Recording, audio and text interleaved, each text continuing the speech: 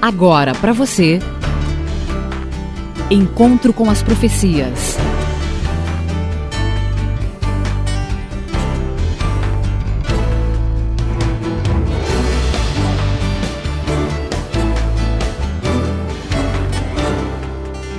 Encontro com as Profecias. A apresentação: Hamilton Menezes. A profecia que iremos estudar está em Isaías 44, 28 e diz: Quem diz de Ciro é meu pastor e cumprirá tudo o que me apraz, dizendo também a Jerusalém: sê edificada, e ao templo: funda-te. Eu despertarei a Ciro na minha retidão, endireitarei todos os seus caminhos. Ele reedificará a minha cidade e soltará os meus cativos, não por preço nem por presentes, diz o Senhor dos Exércitos. Esta profecia foi feita por Isaías aproximadamente no ano 712 a.C. Esta data é muito importante porque Ciro só veio à existência 150 anos depois.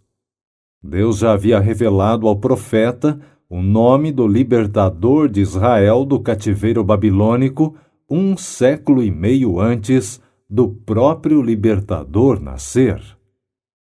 Acredita-se que Ciro nasceu em torno do ano 600.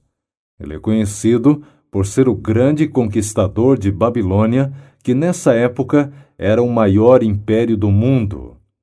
Ciro governou Babilônia de 539 a.C. até sua morte em 530. Foi o fundador do Império Persa.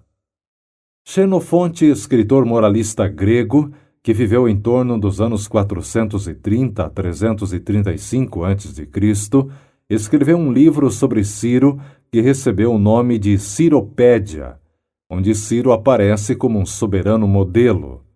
Ciro é descrito por Xenofonte como o primeiro imperador a lançar bases para o Império Mundial. Há um documento conhecido como o Cilindro de Ciro.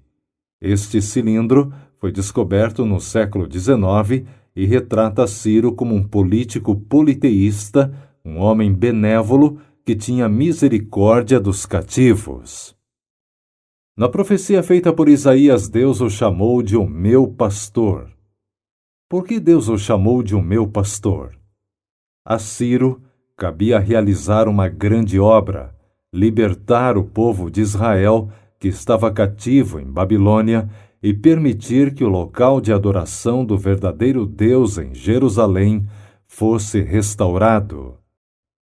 Ciro estava conquistando o mundo, tendo junto dele os exércitos da Média e da Pérsia.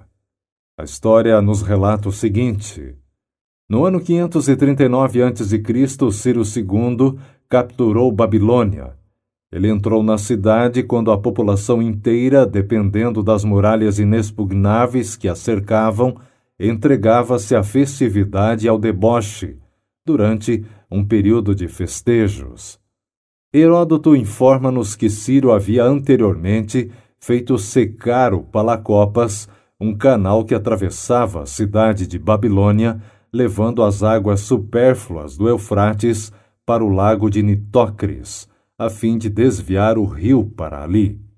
Assim, o rio baixou de nível e os soldados puderam penetrar na cidade através do leito quase seco.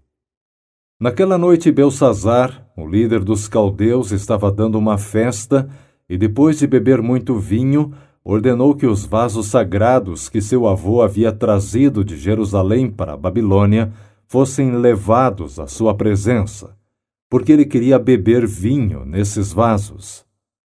Enquanto praticava esse ato profano, uma mão começou a escrever algo misterioso na parede do palácio. O riso acabou, todos pararam de beber. A mão continuava a escrever. Daniel foi chamado e a sentença foi dada: acabara-se o reino babilônico. Foi bem aí que os soldados invadiram o palácio e Belsazzar foi morto. Ciro começou a reinar em Babilônia. Daniel foi convidado a permanecer no palácio. Eu creio que num momento qualquer, Daniel levou os escritos sagrados de Isaías e leu para o novo rei. Ali estava profetizada a sua ascendência ao poder 150 anos atrás. Daniel deve ter destacado também que na profecia, além de mencionar o nome do rei, também havia indicação do que deveria fazer em favor do povo de Deus que estava preso em Babilônia e pela cidade de Jerusalém. Ciro iria proporcionar o retorno dos judeus a Jerusalém e criaria meios para que a cidade e o templo fossem reconstruídos. Os judeus receberam então uma primeira autorização para retornarem à Palestina, mas infelizmente nessa ocasião poucos desejaram retornar. O que deve ocupar a nossa atenção com este estudo é que Deus está no controle das nações. Se nós observarmos na história, vamos ver a queda de uma nação e o surgimento de outra. Quem está produzindo isto? Amigo ouvinte, quando o muro de Berlim caiu, não foi por acaso. O desmoronamento da União Soviética e a queda do comunismo não falam nada a você? O objetivo desta profecia é mostrar que Deus está no comando das nações. É dado às nações o privilégio de cumprir com os propósitos de Deus ou não. Elas existem como servas de Deus. Quando deixam de cumprir o seu papel, elas caem. Assim, amigo ouvinte, é comigo e com você. Há um propósito bem definido para cada ser humano. Ninguém vive por acaso. Ninguém existe só por existir. Todos temos uma missão a cumprir. Cabe a cada um fazer uma análise criteriosa e descobrir se está ou não agindo de acordo com os propósitos de Deus. Ciro foi chamado e cumpriu plenamente com o sonho de Deus. Tudo o que foi profetizado a respeito dele se cumpriu. Ciro foi um servo de Deus. E você tem sido também? Creia no Senhor Deus, e você estará seguro.